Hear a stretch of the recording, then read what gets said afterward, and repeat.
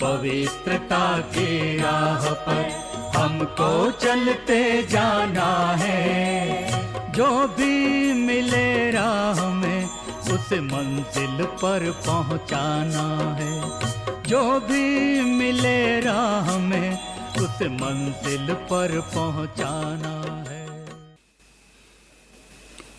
ओम शांति। पवित्रता की गहराई।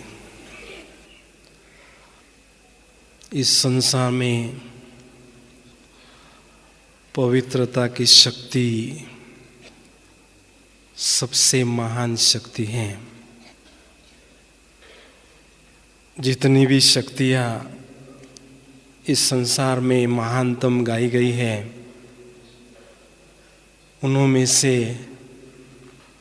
पवित्रता की शक्ति सर्वश्रेष्ठ शक्ति है। ये संसार पवित्र आत्माओं से ही सदा रोशन रहता है, क्योंकि पवित्र आत्माएं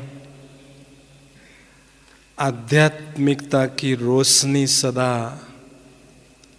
फैलाते रहते हैं। देखा गया है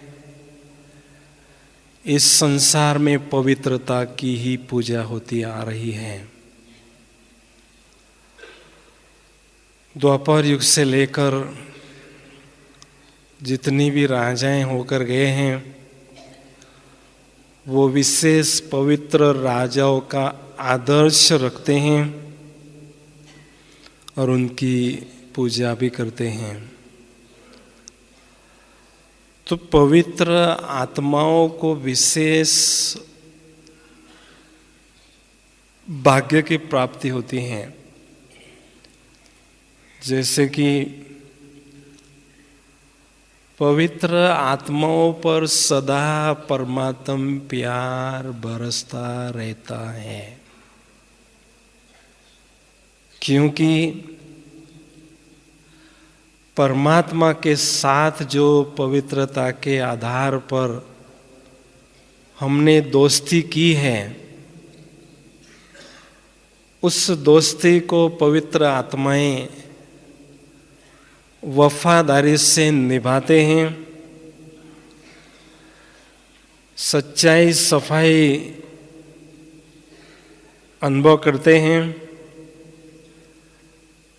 उसके आधार से ऐसी महान आत्माओं पर परमात्म प्यार की सदा वर्षा होती ही रहती है।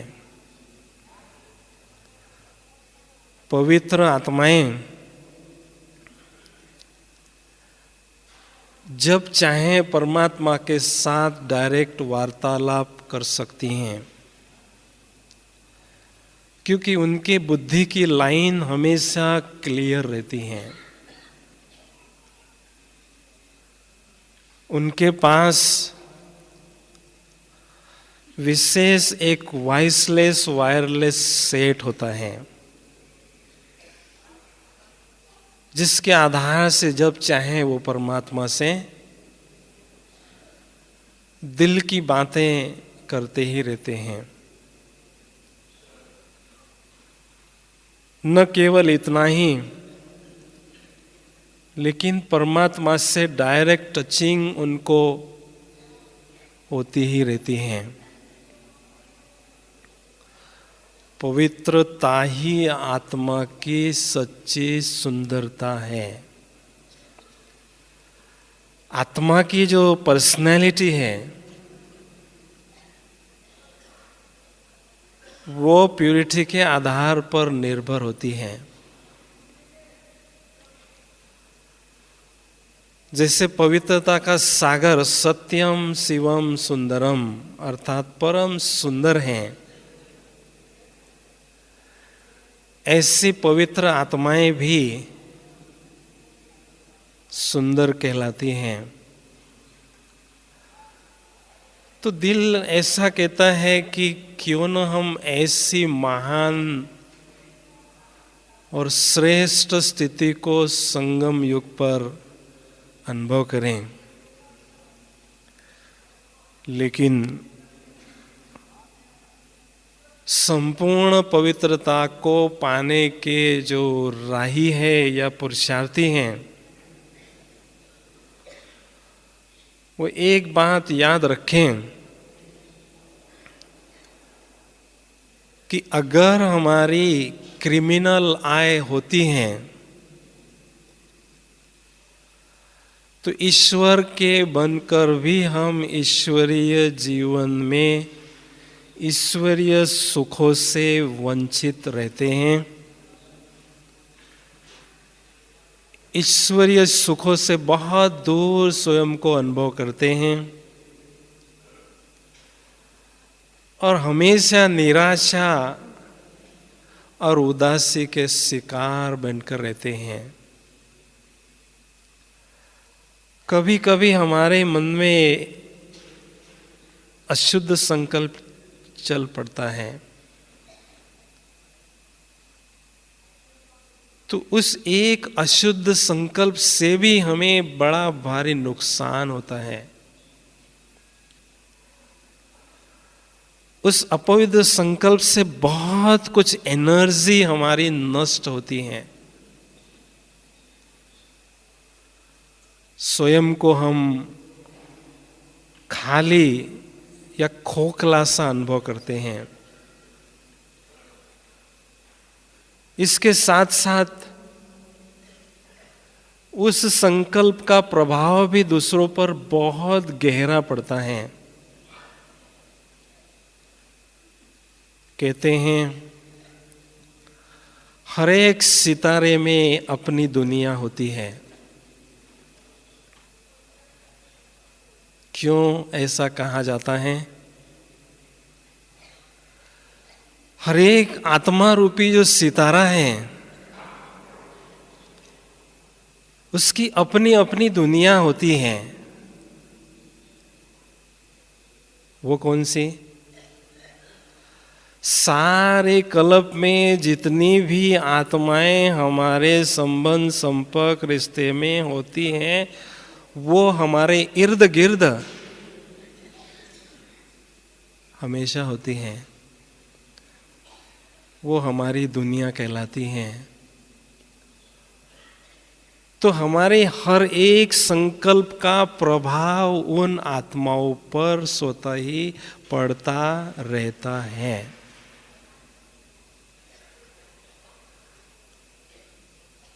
अगर शुद्ध संकल्प मन में चलता है तो उनको हम आगे बढ़ाते हैं। अशुद्ध संकल्प चलता है तो हम उनको पीछे हटाते हैं।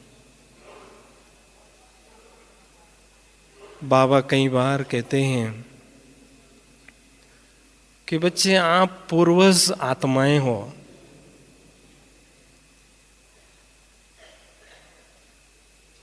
कल्प वृक्ष के तना हो।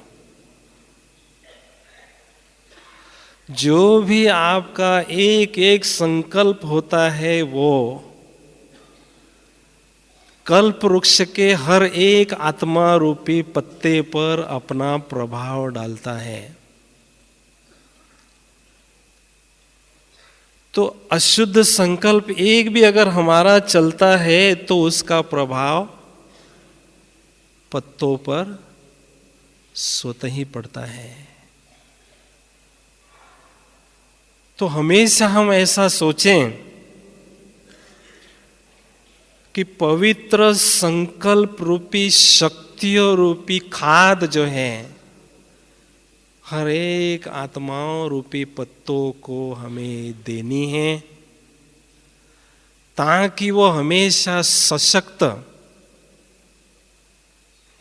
और शक्तिशाली अनुभव कर सकें। तो इतनी बड़ी जिम्मेदारी हम आत्माओं पर हैं।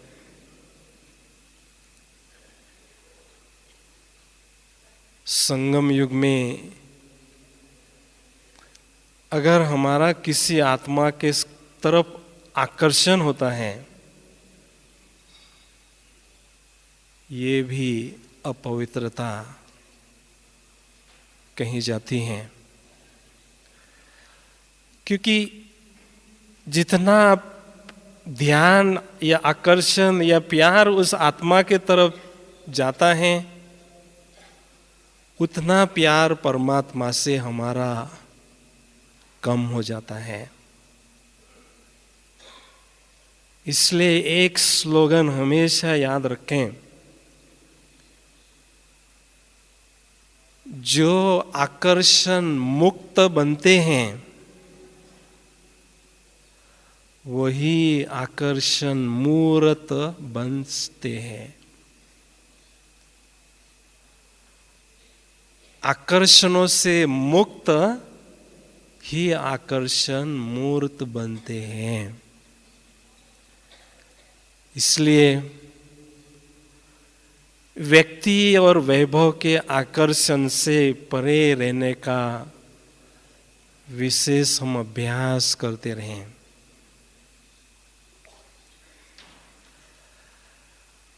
इस पुरुषार्थ में हम सभी सम्मिलित हैं। कुछ एक पुरुषार्थियों को महारथी कहा जाता है और कुछ एक पुरुषार्थियों को प्यादा कहा जाता है। क्या इन अंतर है इन दोनों में? अपवित्र संकल्प रूपी जो बिल्ली है, महारथी आत्मा के मन रूपी घर में आती है, लेकिन वो एक सेकंड में उसको हटा देता है, भगा देता है। लेकिन जो प्यादा होता है, उसके मन रूपी घर में जब अपवित्र संकल्प रूपी बिल्ली आती है और वो नुकसान पहुंचाती है, तब उसकी आंख खुल जाती है, तब वो उसको भगाने का प्रयास करता है, पछताता भी है। तो संकल्प हमारे मन में आते जरूर हैं, लेकिन पानी पर लकीर की तरह एक सेकंड में उसको हमें भगा देना है। तो ऐसी पवित्रता की श्रेष्ठ स्थिति केवल हमें संगम युग पर ही अनुभव करने का चांस मिलता है।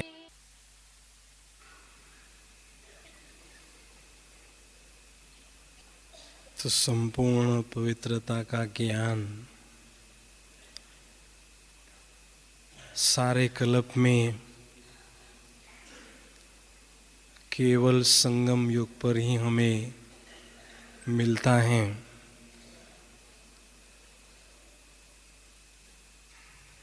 और उस संपूर्ण पवित्रता का आनंद भी सारे कल्प में हम संगम युग में ही अनुभव कर सकते हैं। तो मन यही कहता है कि क्यों न हम पवित्रता की बहुत सुंदर स्थिति को प्राप्त करके उस परमानंद को या उस अतीन्द्रिय सुख को अनुभव करते रहें।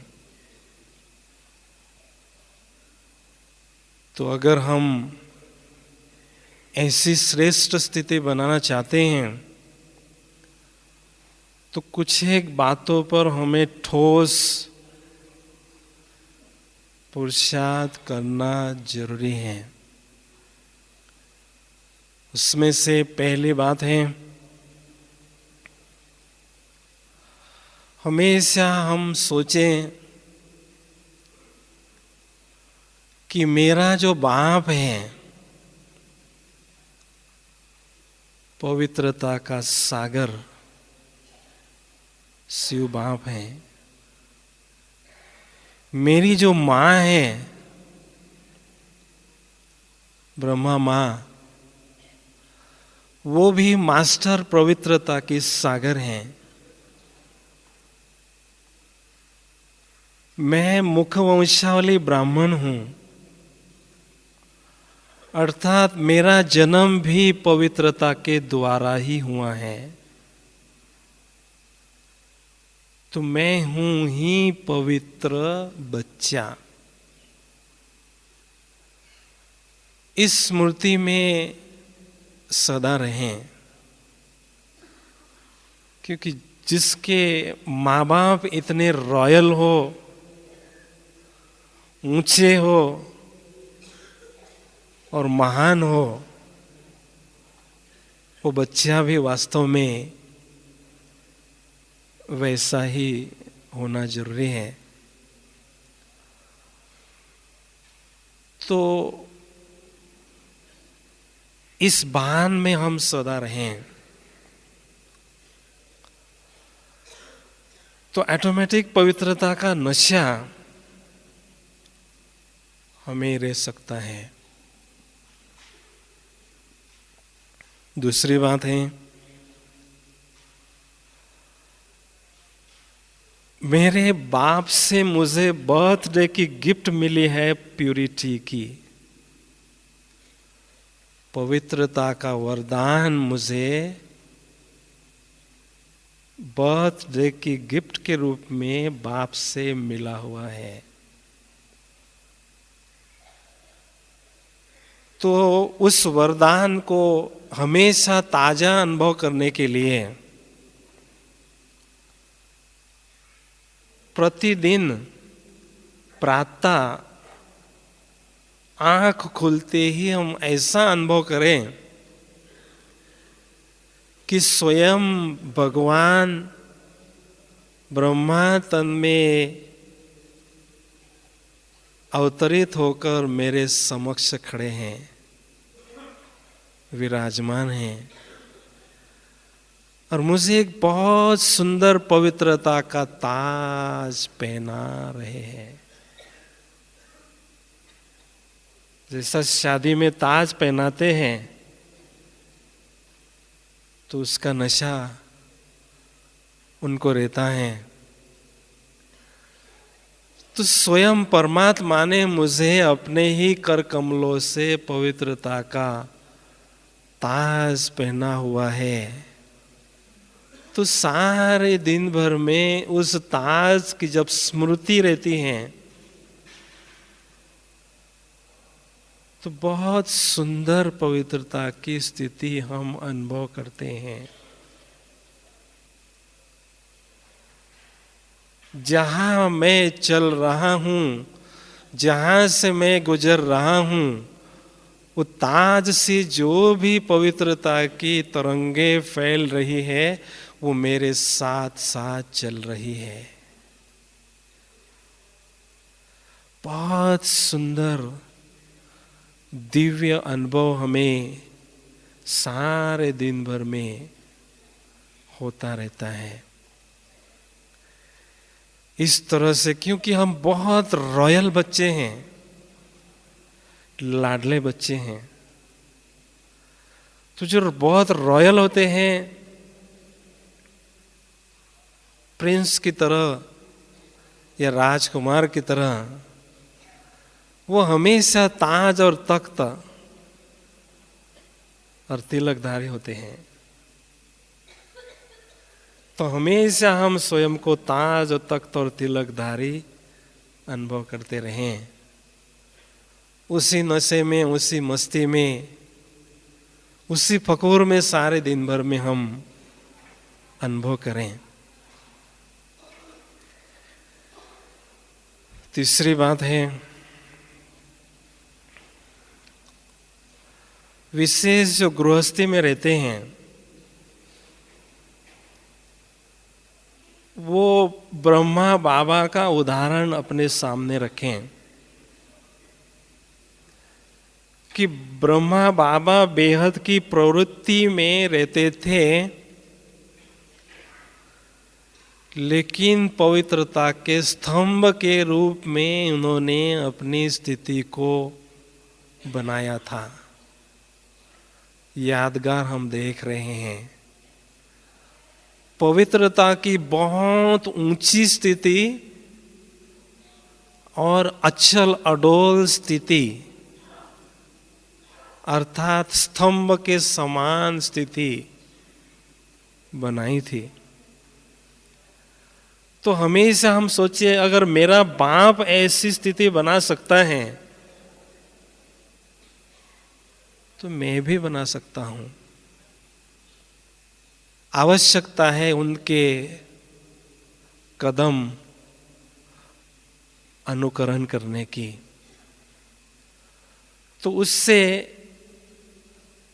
पवित्रता की जो स्थिति बनाना ऑटोमेटिक हम सहज अनुभव कर सकेंगे। तो तीसरी बात में अभ्यास की बात यह है कि पवित्रता के सागर को हमेशा हम देखते रहें। परम धाम में पवित्रता का सागर जो शिव बाप हैं, उनके संग में सदा बैठे रहें। जो जितना उनके संग में रहेंगे तो उनका रंग जो है पवित्रता का मुझ आत्मा पर लगता जाएगा। तो जितना समय हमें मिलता है उस श्रेष्ठ संग में ही हम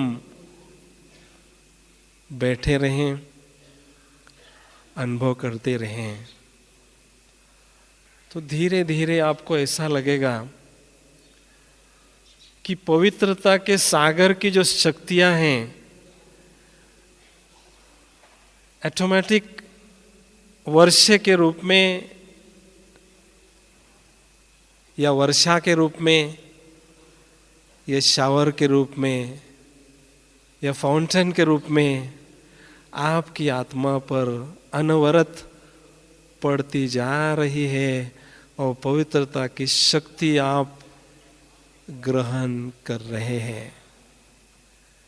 बहुत सुंदर अनुभूति आपको होती रहेगी। चौथी बात है, जो भी अपवित्रता के अंश आत्मा में हैं, उन अंशों को अगर हमें समाप्त करना है तो आवश्यकता है ज्वाला स्वरूप योग के अभ्यास की अनुभूति करने की। क्योंकि धरती से जब ज्वालामुखी निकलती है तो जो भी चीज उसके संपर्क में आती है उसको वो भस्म कर देती है। तो ऐसी जब हम ज्वाला स्वरूप की अनुभूति करते हैं जिसमें प्रखर योग की अग्नि प्रज्वलित होती है, तो अपवित्रता के अंश जो है स्वतः ही भस्म हो जाते हैं। उनका अस्तित्व स्वतः ही नष्ट होता है। इसलिए विशेष बाबा का इशारा हमें मिला है कि बच्चे, अभी समय की पुकार है ज्वाला स्वरूप योग की अनुभूति बढ़ाने की। यह आवश्यकता है, समय की पुकार है। उस पुकार को हमें सुनना जरूर है क्योंकि उसमें कल्याण समाया हुआ है। अंतिम समय के समीप हम जा रहे हैं, इसलिए सवेरे या शाम के समय हमें ऐसी पावरफुल ज्वाला रूप स्थिति की अनुभूति हर हालत में करना ही है। ऐसे दृढ़ संकल्प के साथ अगर हम बैठकर योगाभ्यास करेंगे तो उसकी अनुभूति जरूर हमें होगी।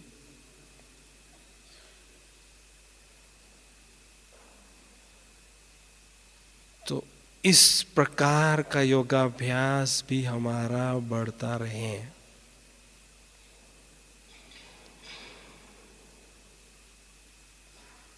पांचवी बात है, पवित्रता की गहराई अगर हम बढ़ाना चाहते हैं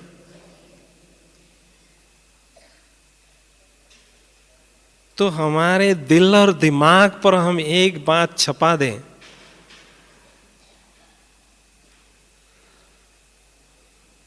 कि मैं विजयी रतन हूं।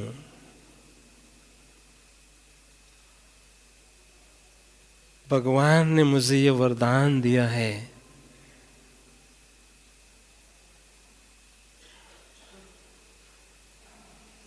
जब रेस में, दौड़ के रेस में जीतते हैं तो वो हाथ खड़ा करके विजय दर्शाते हैं कि मैं विजयी हो चुका हूं। तो वी शेप का विजयी का चिन्ह जो है परमात्मा ने मुझे पहले से ही लगा दिया है।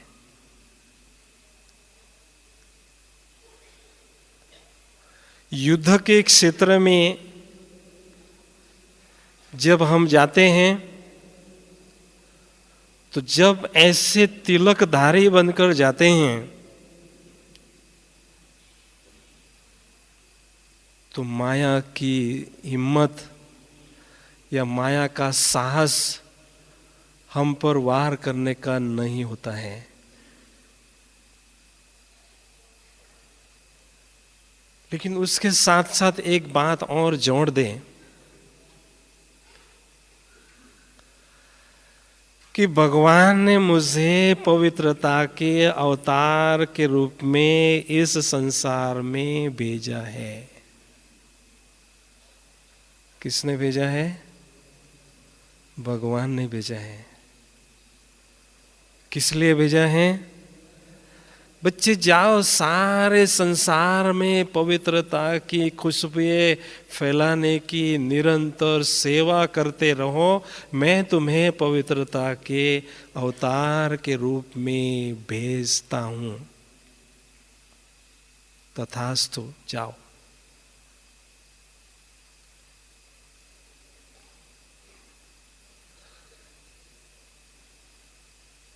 तो जब ऐसी स्थिति में हम अनुभव करते हैं तो ऐसा अनुभव होता है कि हर एक अंग अंग से पवित्रता की किरणें या पवित्र तथा दिव्य प्रकाश की रश्मियां अंग अंग से प्रस्फुटित हो रही है।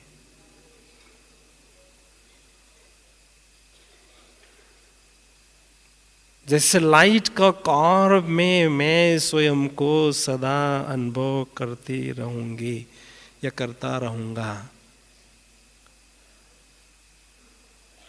जो लाइट का कॉर्ब है ये सेफ्टी वॉल है, सुरक्षा का कवच है।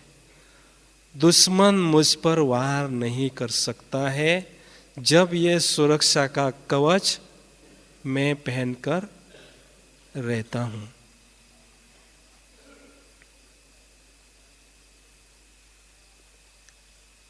तो इसलिए इस दूषित वातावरण में, इस पुरानी दुनिया में, चारों ओर जहां माया का पंप ही पंप है, उसके प्रभाव से अगर हमें निर्लिप्त रहना है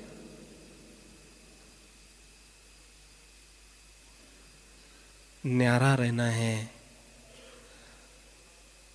तो ये कवच पहनकर हमेशा हम विजयीपन के नशे में रहते हैं तो बहुत सुंदर पवित्रता की स्थिति की अनुभूति हमें होती ही रहती है।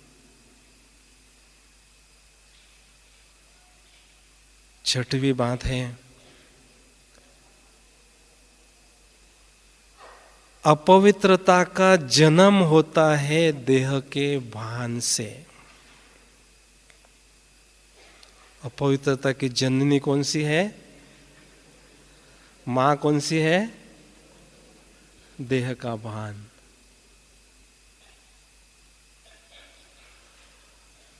तो जितना मैं विदेही बनकर रहता हूं,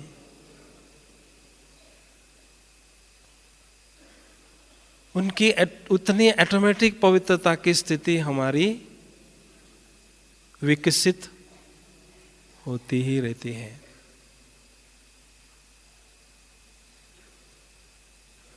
बाबा के महावाक्य हमेशा कानों में गूंजते रहे, बच्चे जितने निराकारी उतने निर्विकारी बनते जाओगे।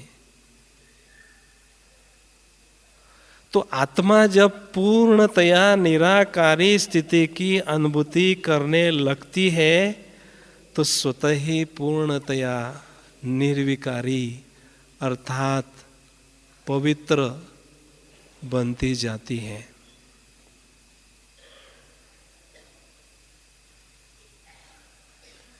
इसलिए एकांत में बैठकर बहुत सुंदर विदेही स्थिति का अभ्यास हम करते रहें, बढ़ाते रहें और उसको सस्टेन करते रहें।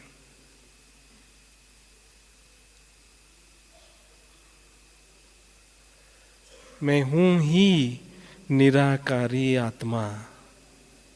उसके साथ एक शब्द जोड़ना है, आत्मा के साथ, मैं हूं ही पवित्र आत्मा। मैं हूं ही पवित्र आत्मा। तो पवित्र आत्मा का जब भान रहता है तो ऑटोमेटिक पवित्रता की किरणें फैलने लगती है।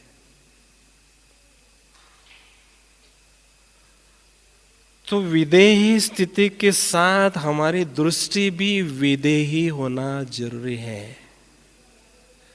जिसको भी हम देखते हैं विदेही रूप में ही देखें। कल बाबा के मुरली का स्लोगन बहुत अच्छा था कि बच्चे रूहानी स्थिति में रहने का व्रत धारण कर लो। व्रत अर्थात व्रत किसको कहते हैं? जो दृढ़ता से हम करते हैं उसको व्रत कहते हैं। तो रूहानी स्थिति में रहने का व्रत धारण करो।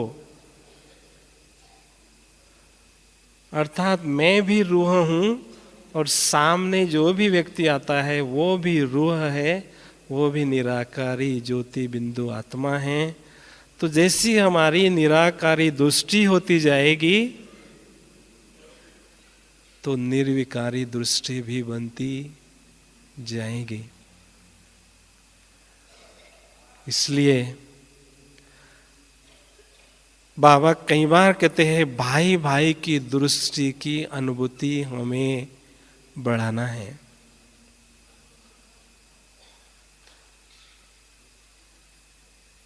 मैं आत्मा, ये भी आत्मा। जब ऐसी दृष्टि हमारी पक्की हो जाती है तो ऑटोमेटिक पवित्रता की स्थिति हमारी बढ़ती जाती है। तो इस प्रकार से इन बातों पर जब हम अभ्यास करते जाते हैं तो स्वतः ही हमारी पवित्रता की स्थिति या गहराई आगे बढ़ने लगती है। लेकिन इस गहराई को अगर हम चेक करना चाहते हैं तो कैसे करें? सागर में हम तैरते हैं तो कितनी गहराई में हम तैर रहे हैं, पहुंच चुके हैं, यह हमें पता चलता है। तो ऐसी पवित्रता की कितनी गहराई में हम पहुंच रहे हैं और कितना पहुंचना है, इसकी चेकिंग करना जरूरी है, वरना हम धोखे में रह सकते हैं। तो विशेष 2 बातों से उसकी सूक्ष्म चेकिंग या गहराई हम चेक कर सकते हैं।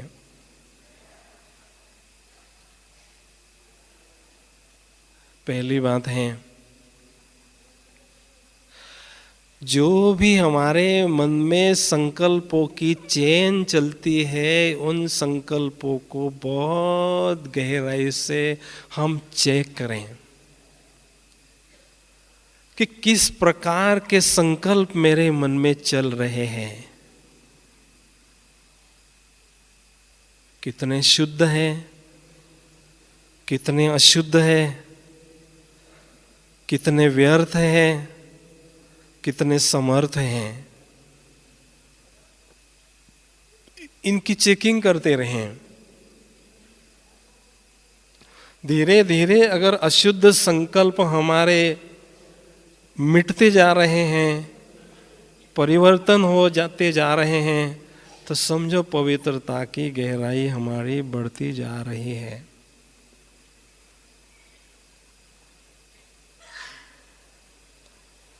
जो अपवित्रता का दाग आत्मा पर है, ब्लैक स्टेन ऑफ इम्प्यूरिटी का जो है, उससे जो अशुद्ध संकल्प रूपी बदबुएं निकल रही है, उसको हमें चेक करना है।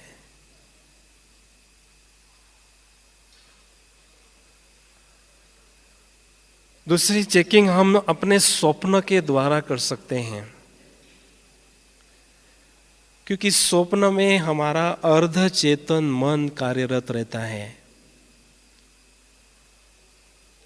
और जो हमारे पुराने संस्कार हैं, उन संस्कारों का बहुत गहरा प्रभाव हमारे अर्ध चेतन मन पर होता है। तो स्वप्न भी हमारे दिन प्रतिदिन शुद्ध होते जा रहे हैं, सतोप्रधान होते जा रहे हैं, तो समझ लो हमारी प्यूरिटी बढ़ती जा रही है। पवित्रता की स्थिति की गहराई जो है बढ़ती जा रही है। तो संकल्प जो शब्द है, उसमें कल्प शब्द अंतर्निहित है। संकल्प, जैसे हमारे संकल्प होते हैं, ऐसी कल्प की अवस्था होती है। जब शुद्ध और सतोप्रधान संकल्प होते हैं, तो सतोप्रधान अर्थात सतयुगी दुनिया होती है, और जब अशुद्ध संकल्प होते हैं, तो द्वापर युगी दुनिया होती है। तो सारा मदार हमारे संकल्पों पर है।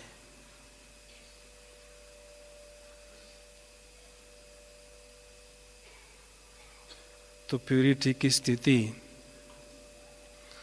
बढ़ रही है या उसकी गहराई हमारी बढ़ रही है, उसकी चेकिंग करते करते ऐसा अनुभव में होता जाएगा कि बहुत सुंदर स्थिति मेरी बन चुकी है। हम देखते हैं 14वीं का चांद सुंदर लगता है, लेकिन 14वीं के चांद के वेट में पूर्णिमा का जो चांद है, वो अति सुंदर लगता है। क्यों? उस पूर्णिमा के चांद की जो चमक है और जो दमक है, वो विशेष होती है।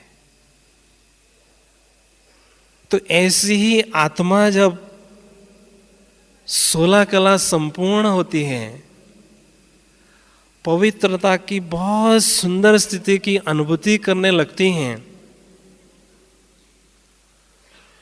तब हमारे मन में निरंतर पवित्र और महान संकल्पों का दिव्य प्रकाश जो है ऑटोमेटिक फैलता ही रहता है।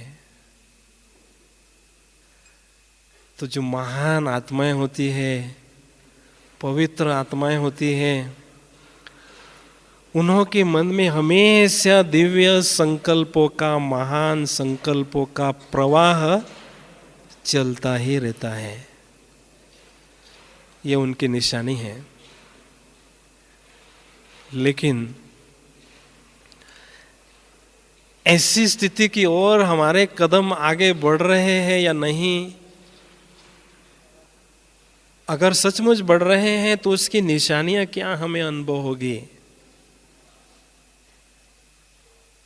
जब पवित्रता की गहराई बहुत अच्छी तरह से बढ़ती है तो आत्मा से सूक्ष्म तरंगे पवित्रता की चारों ओर इस वायुमंडल में निरंतर फैलती रहती है।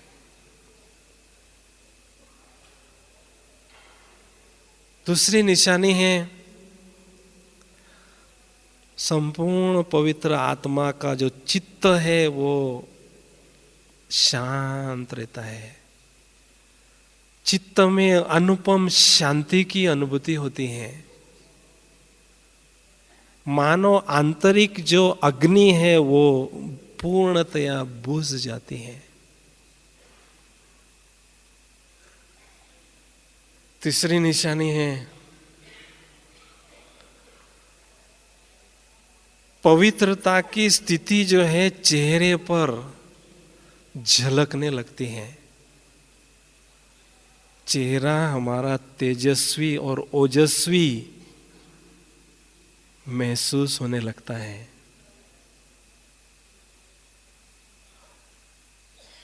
और जो संसार में महान कहलाने वाली आत्माएं हैं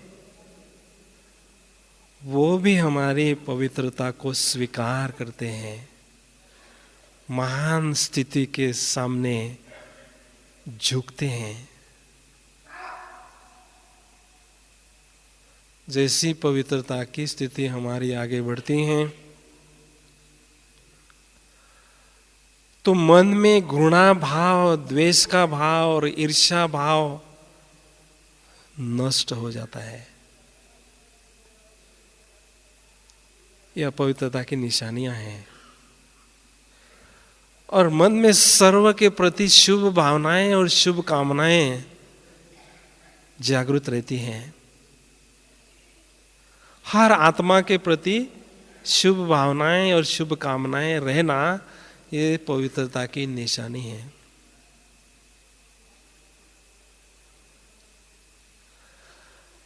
और मान शान बहुत छोटी सी चीज अनुभव होने लगती है।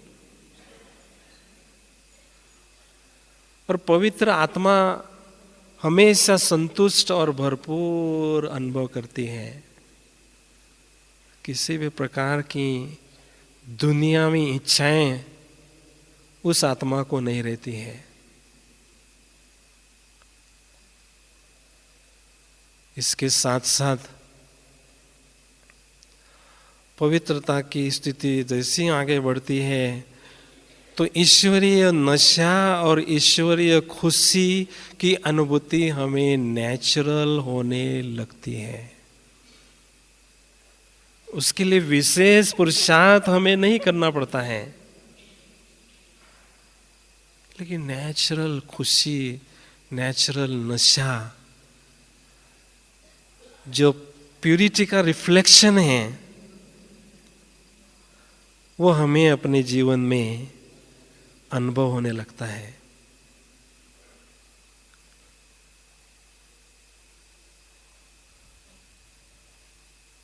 पवित्रता की जो शक्ति है ये आत्मा की एक चुंबकीय शक्ति कहलाती है। तो आत्मा की जब चुंबकीय शक्ति जितनी बढ़ती है उतनी आत्माएं, अनेक आत्माओं रूपी सुए उसके तरफ आकर्षित होते हैं, प्रभावित होते रहते हैं। लेकिन उस चुंबकीय शक्ति के आधार से वो महान आत्मा परमात्मा से एकदम निरंतर जुड़ी हुई अनुभव करती है।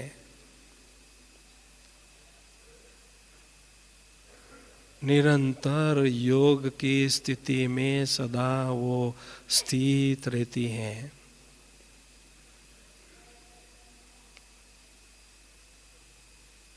बाबा ने कल भी मुरली में कहा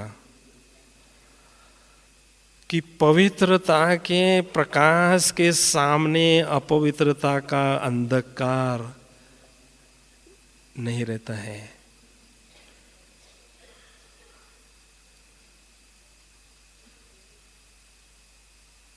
किसी ने हमसे प्रश्न पूछा, विदेशी भाई ने,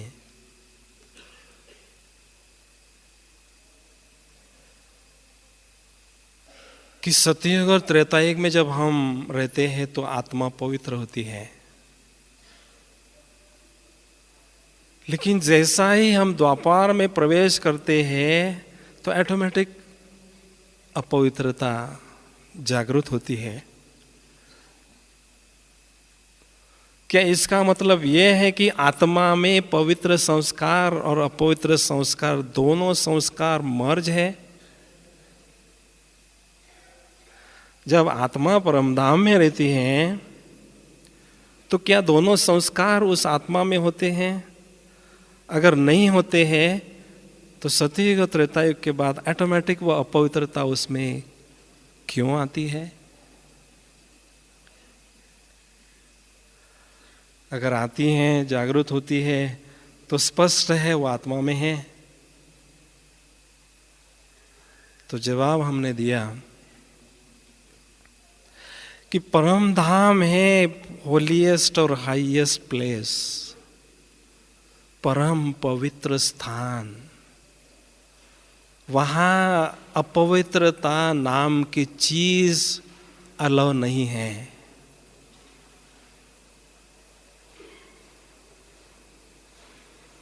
तो जब आत्मा, पवित्र आत्मा परम धाम से आती है, सतयुग और त्रेतायुग में पाठ बजाती है, पाठ बजाते बजाते शक्ति का प्रयोग करता है, तो आत्मा का दीपक जब कमजोर होने लगता है तो अपवित्रता का अंधकार ऑटोमेटिक आ जाता है।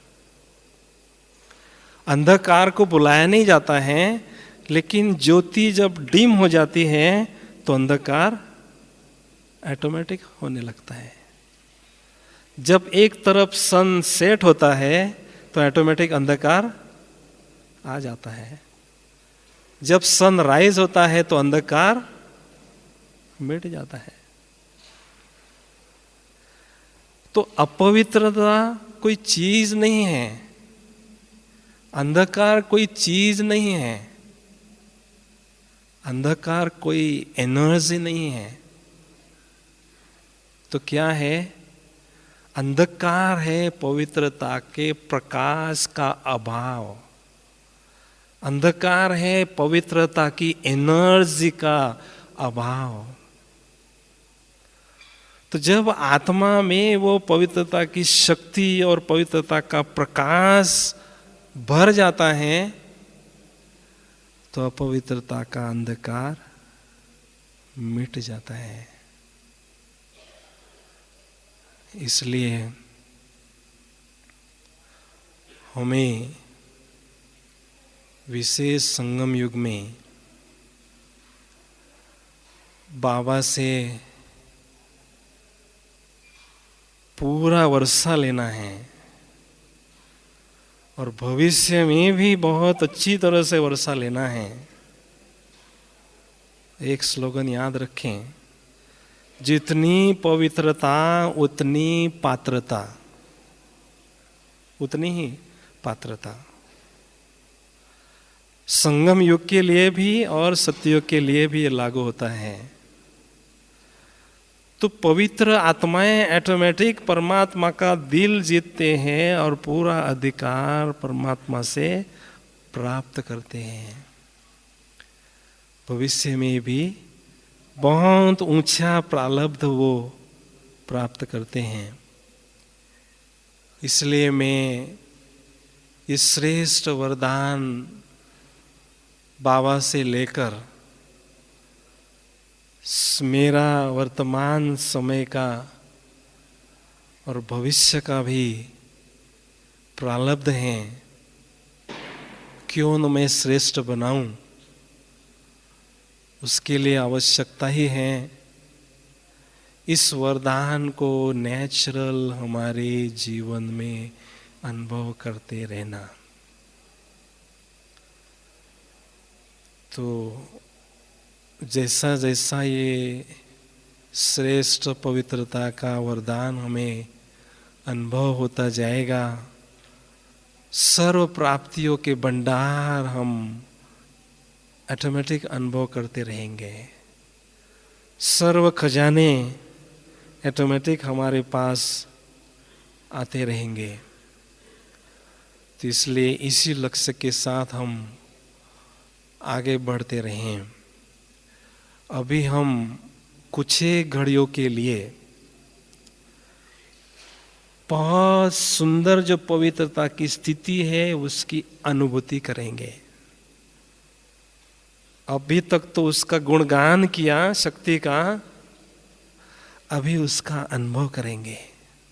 प्रैक्टिकल वो पवित्रता की स्थिति कैसी है, उसकी गहन अनुभूति कैसी है, उसकी अनुभूति चंद घड़ियों के लिए करेंगे।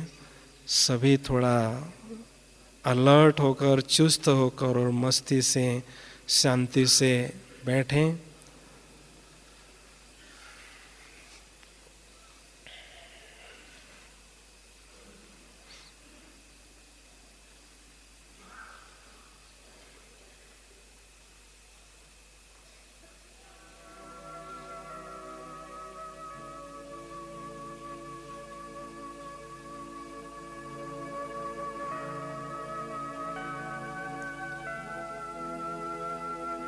ओम शांति।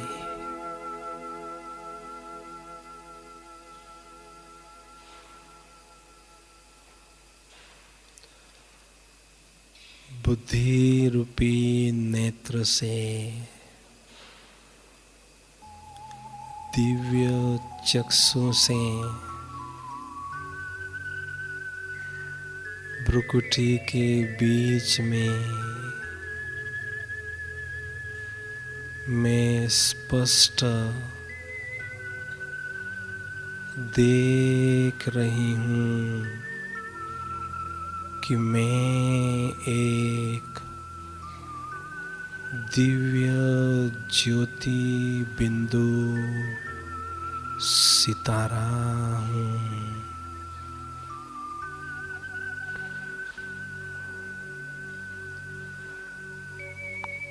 अति सूक्ष्म चमकता हुआ, जगमगता हुआ, टिमटिमाता हुआ चैतन्य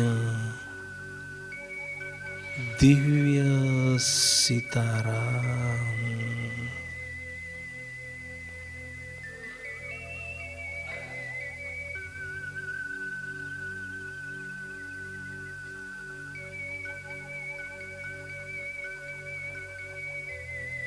मैं आत्मा पवित्र स्वरूप हूँ। पवित्रता का दिव्य प्रकाश मुझ आत्मा के चारों ओर फैल रहा है।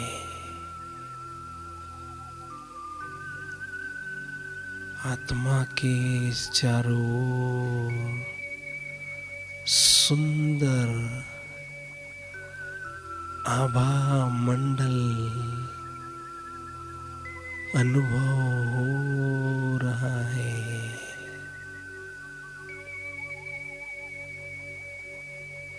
परम आनंद की अनुभूति हो रही है।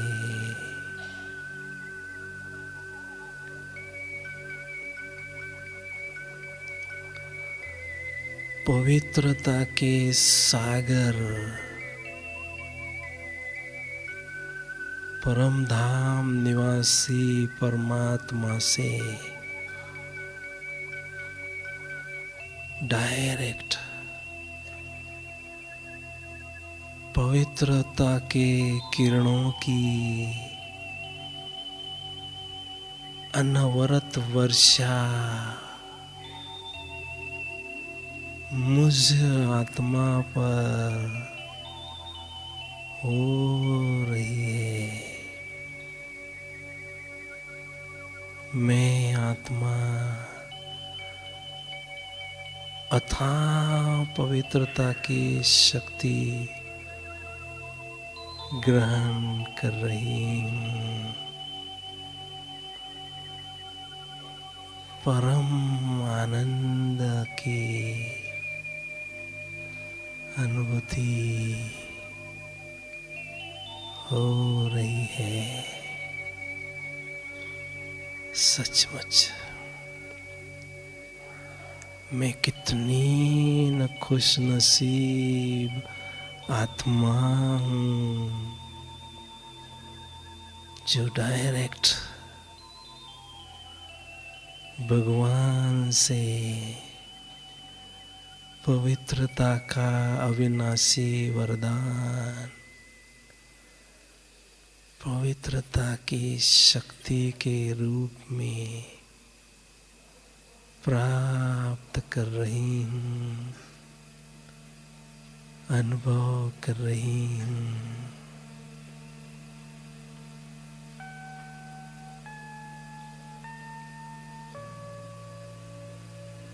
सचमुच कितनी न्यारी और निराली है ये दिव्य अनुभूति।